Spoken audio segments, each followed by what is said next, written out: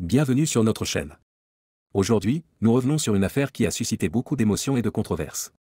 Nous allons parler du voyage de la maman d'Alexandra, qui s'est rendue au Canada pour récupérer le corps de sa fille, mais qui a été confrontée à une situation inattendue avec l'ambassadeur congolais. Que s'est-il réellement passé? Restez avec nous pour tous les détails.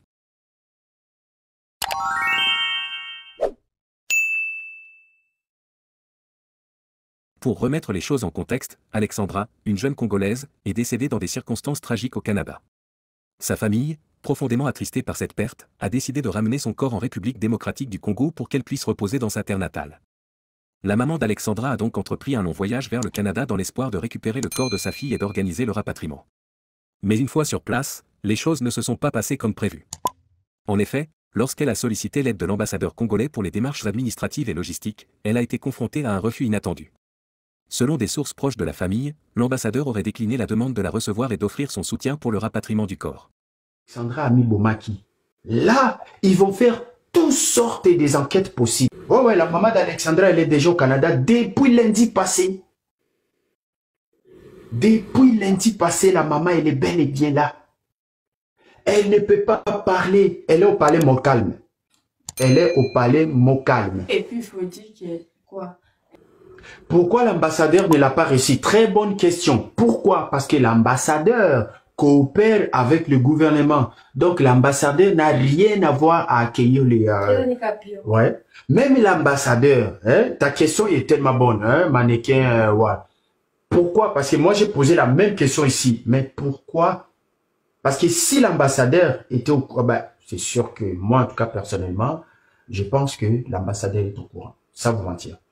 Moi, là, si je regarde comme ça, là, l'ambassadeur doit être au courant. Mais l'ambassadeur doit rester en huis clos avec le gouvernement. Ah, ça n'a drôle. Voilà pourquoi moi, je suis un citoyen simple. Je viens de vous dire.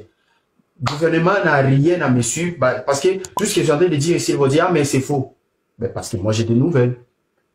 Attends, qu'est-ce qui va me culpabiliser si je l'annonce? Tu vois un peu? Il n'y a personne qui va me suivre à dire, ah, mais toi, Keto Kangaye a annoncé. Est-ce que c'est un crime? La maman d'Alexandra s'est présentée ici. Est-ce que c'est un crime? Non. Ah ben voilà. Elle ne veut pas s'épiler. Pourquoi? Parce que, de un, d'abord, elle était désaccord.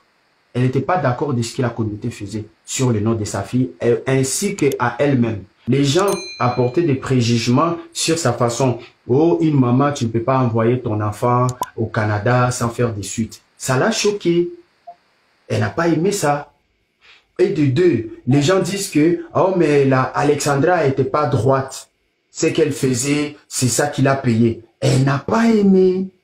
Voilà pourquoi c'est logique que la maman d'Alexandra ne se présente pas au sein de la communauté. Oui, à un moment donné, elle va se mettre pour annoncer aux gens, merci de votre soutien, whatever, vous les chrétiens, comme vous dites, merci de votre prière, whatever, il y a tout ça. Mais elle ne veut pas parce que les gens, ça va encore amener une autre bème. Vous comprenez un peu? Et moi, ouais, vas-y. Mais parle fort si tu veux qu'il t'attende.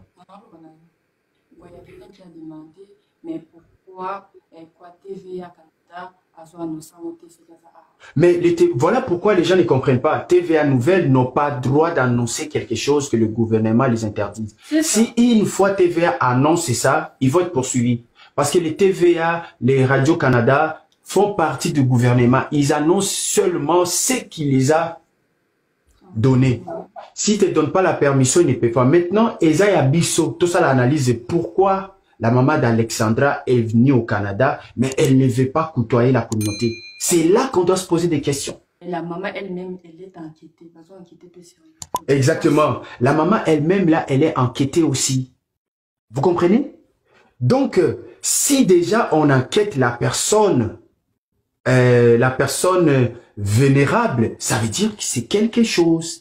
Parce que si on enquête sur la personne, c'est de savoir encore plus de détails. Parce qu'aujourd'hui, ça peut arriver. Bon, je donne un exemple parce que j'avais dit le truc là. Moi, j'avais dit ça selon mes analyses. J'ai pas dit que c'était vrai. Moi, personnellement, j'ai fait des analyses. J'ai vu que soit Alexandra Amibomi, soit Alexandra Akoyakinamai. Moi, c'est ce que je disais. Moi, c'était mes premières hypothèses. Mais j'ai pas confirmé que c'est vrai. On attend l'autopsie. Mais maintenant, si l'autopsie est bimée que Alexandra Amibomaki Là, ils vont faire toutes sortes des enquêtes possibles. Ils vont même poser à toi, ils vont même enquêter sur toi, membre de famille. Savez-vous peut-être la police a déjà le téléphone d'Alexandra? Savez-vous peut-être la police a déjà entré dans le message de la maman et sa fille? Tout ça là, ça fait partie. Vous vous rappelez que Alexandra posait la question à sa maman que « Maman, aujourd'hui, si je meurs, toi, qu'est-ce que tu vas faire ?» La maman, qu'est-ce qu'elle a dit? Donc, tout ça là, ce sont des enquêtes préliminaires. Moi, ce que je vais faire là, je dis, ok, d'où tu as eu ces nouvelles? La personne qui m'a parlé là, si j'étais contre la personne là, je ne pourrais même pas l'attendre. J'ai pris toutes ses coordonnées, son WhatsApp, on a parlé sur Snap, jusqu'à ce qu'elle m'a prouvé. Elle me l'a dit, regarde, c'est à toi de faire ce que tu veux avec. De toute façon, elle est là-bas. Ça se passe ici. Comment ça s'est passé? Le gouvernement Canada a débloqué 2 visas. Et en les 2 visas, parce que ça devrait, selon la demande du Canada, du Congo, ils ont dit qu'ils devaient déployer au moins un bon nombre de membres de la famille. Alors le Canada a dit non, on n'a pas besoin de tout le monde ici, parce que là actuellement, il y a quelque chose qui se passe au Canada. Il y a beaucoup de gens qui sont rentrés, il y a des gens qui n'ont pas de papier, il y a des gens qui traînent dans la rue, et puis Canada, il veut d'abord stabiliser tous les gens là avant de commencer à accueillir d'autres mondes. Vous voyez un peu? Alors, le Canada a dit, bon, les gars, je vais débloquer 2 visas pour vous. C'est à vous de voir qui va rentrer avec la maman d'Alexandra. Là, moi, selon mes sources, la maman Alexandra est venue avec son frère. Ça veut dire, est venue avec l'oncle d'Alexandra. Savez-vous que la maman d'Alexandra, quand a envoyé Alexandra ici, elle est venue avec l'ami de la personne qui me parle.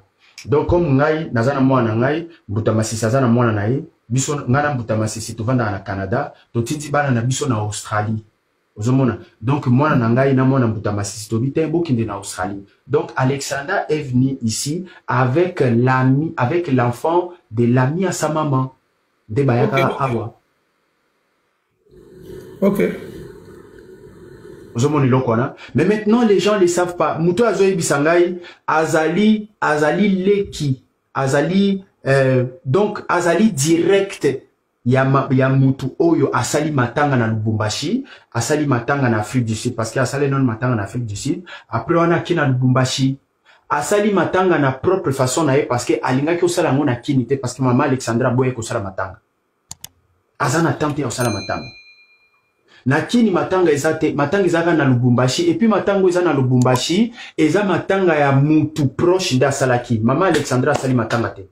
Oh, les gens qui viennent ici en disant que oh non mais les informations moi je l'ai ici, que ça soit vrai ou faux, est-ce que nabomi nango mutu? Tu as dit quoi? Tu as des photos? Oh j'ai des photos. Mais je peux pas les montrer ici. Non, tu peux pas. Je peux pas montrer une photo ici.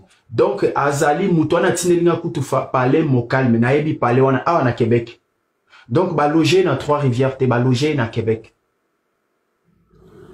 Et puis, ba loger dans Trois-Rivières, parce que ville à Trois-Rivières, ils ont mouké. Ce ba loger wana batumé sur Maromonae. Donc, logiquement, donc, tant que Yemoko Azoe Psanga, elle est logée à Québec, Namoro Nathalie Nalbi, oui, ça tient 10 sens, parce que Trois-Rivières, ils ont amené les places, ils vont reloger. Parce déjà bayebi elongine yebani partout. D'ailleurs kutuna wana na ani na mokal mais ceux qui ngana ki wana na vanzika wana libanda je risque même de la filmer. Na yebi place wana. Oyebi na l'accès jo mo toujours qui ne cette fois. Hein? Oui. Ben ba mokal mis a rebellé. Ah OK. Ouais, ba mokal mis a rebellé. Mais moko ka onga na yebi wana ben ça va place pour ba artiste belé ba vanda. Même fali à vanda wana. C'est bon.